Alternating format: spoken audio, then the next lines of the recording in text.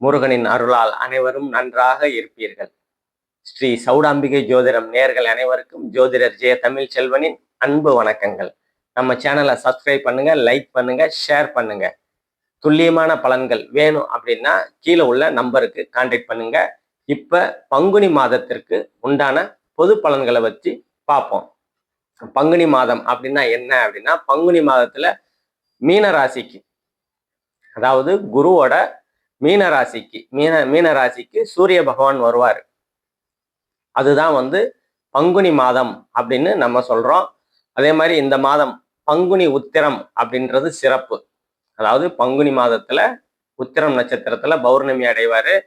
அந்த முருகப்பெருமானுக்கு ரொம்ப உகந்தது அப்படின்னு சொல்லுவோம். அந்த பௌர்ணமி ஏப்ரல் 1ஆம் தேதி நடக்குது.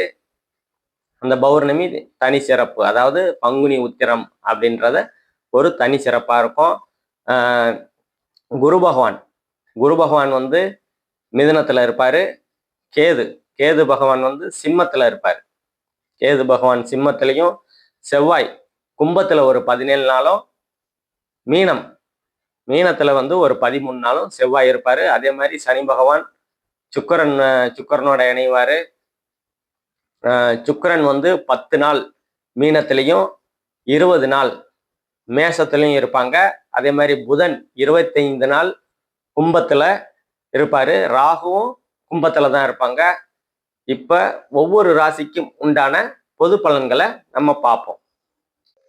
மீனராசி நேயர்கள் அனைவருக்கும் வணக்கம். மீனராசி என்ன சொல்றது, 2 வருஷமா விரயசனியை கடந்து இப்ப ஜென்ம சனிக்கு போய்கிட்டு இருக்கிறேன்.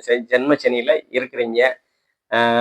என்னதான் என்ன சொல்றது, உங்க ராசியிலேயே சுக்கிரன் உச்சமடைகிறது தான் உங்களுக்கு இந்த காலகட்டத்துல ஒரு நல்ல ஒரு அதிர்ஷ்டம்னு சொல்ல முடியும்.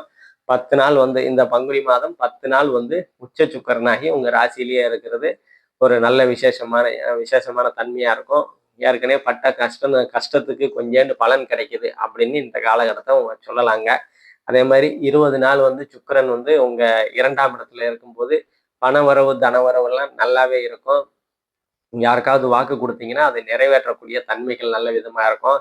அதே மாதிரி குடும்பத்துல குழப்பங்கள், கருத்து வேறுபாடுகள் இருந்ததுன்னா அதெல்லாம் சரியாகக்கூடிய தன்மைகளை சுக்கிர பகவான் கொடுப்பாரு. அதே மாதிரி குடும்பம் ரொம்ப நாளா குடும்பமே அமையலைங்க அப்படின்னா குடும்பம் அமையக்கூடிய அமைப்புகள், பொண்ணு பார்த்துக்கிட்டு இருக்கேன், மாப்பிள்ளை பார்த்துக்கிட்டு இருக்கேன், திருமண யோகமே எனக்கு வருமா வராதாங்க, இருக்குதா இல்லையாங்க அப்படின்னு நினைச்சுக்கிட்டு இருக்கிறவங்கெல்லாம் உங்களோட ஜனன ஜாதகத்தை, அதாவது பிறக்கும் போது உள்ள ஜனன ஜாதகம் இல்லை அப்படின்னா கூட பரவாயில்லை, டேட்டு டைமு பிளேஸ் இந்த 3ஐயும் கொடுத்தீங்கன்னா உங்களுக்கு என்ன நடந்தது, என்ன நடந்துகிட்டு இருக்கிறது, என்ன நடக்க போகுது, இந்த 3 விஷயங்களையும் பார்த்து தெளிவா சொல்லிடலாங்க. ஆனா இப்ப 2ஆம் இடத்துல இருக்கும்போது திருமண யோகம்லாம் கண்டிப்பா உங்களுக்கு இருக்குதுங்க.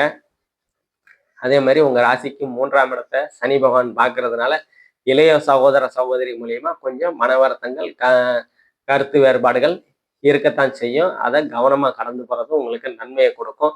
அதே மாதிரி 4ஆம் இடத்துல குரு இருக்கிறதுனால 4ஆம் இடம் தாய், வீடு, வாகனம், கல்வின்னு சொல்லுவோம். மாணவர்கள் ஒருபடி உயரக்கூடிய அமைப்புகள் கல்வியில கண்டிப்பா இருக்கும். அதே மாதிரி வீடு வாகனம் யோகம்லாம் கண்டிப்பா இந்த காலகட்டத்துல உங்களுக்கு நல்லாவே இருக்கும். அதே மாதிரி 2ல இருக்கிற சுக்கரை 8ஆம் இடத்தை பார்ப்பாரு. 8ஆம் இடத்தை ஆல்ரெடி குரு பார்வை இருக்குது, சுக்கர இணைவு இருக்கிறதுனால உங்க ஜனனகாத ஜாதகத்துல 8, 12ஆம் இடம் சுபத்துவமா இருந்து சரராசியில் இருக்கிற தசைகளும் நடந்தது அப்படின்னா நீங்க வெளிமாநிலம், வெளிநாடு போகக்கூடிய அதிர்ஷ்டங்கள் உங்களுக்கு கண்டிப்பா இருக்கும். அதை பார்த்துதான் சொல்ல முடியும். ஆனா அது இருக்கிற பட்சத்துல கண்டிப்பா நீங்க வெளிமாநிலம், வெளிநாடு போயே தீருவீங்க இந்த காலகட்டத்துல. அதே மாதிரி குரு பார்வை உங்க ராசிக்கு 10ஆம் இடத்துல தொழில் ஸ்தானத்துல சனி பகவான் பார்வை இருந்தாலும் குரு பார்வையும் இருக்கிறதுனால தொழில்கள்ல கொஞ்சம் சரிவுகள் ஏற்பட்டு அதுக்கப்புறம் வளர்ச்சிகள் ஆகக்கூடிய ஒரு நல்ல அமைப்புகள் இந்த காலகட்டத்துல உங்களுக்கு கண்டிப்பா இருக்கும். என்னதான் இருந்தாலும் 11ஆம் இடம் நல்லபடியா இருக்கிறதுனால வர வேண்டிய லாபங்கள் கரெக்டா வரக்கூடிய சூழல்கள் கண்டிப்பா உங்களுக்கு இருக்கும். அதே மாதிரி மூத்த சகோதர சகோதரிகளால் அனுகூலங்கள், ஆதாயங்கள் கண்டிப்பா இருந்தே தீரும்.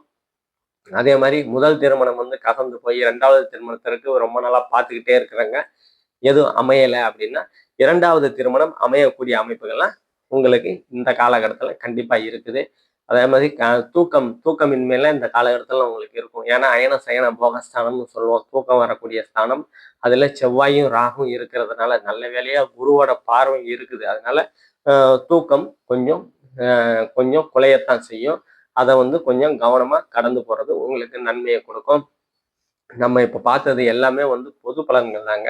துல்லியமான பலன்கள் வேணும் அப்படின்னா உங்க ஜனனகால ஜாதகத்தைப்படி நாள், நேரம், இடம் இந்த 3யும் கொடுத்தீங்கன்னா தசாபுக்திகள் அடிப்படையில உங்களுக்கு என்ன நடந்தது, என்ன நடந்துகிட்டு இருக்கு, என்ன நடக்க போகுது, இந்த 3 விஷயத்தையும் தெளிவா சொல்லலாம். துல்லியமான பலன்கள் வேணும் அப்படின்னா கீழே உள்ள நம்பருக்கு கான்டாக்ட் பண்ணீங்க. நன்றி, வணக்கம்.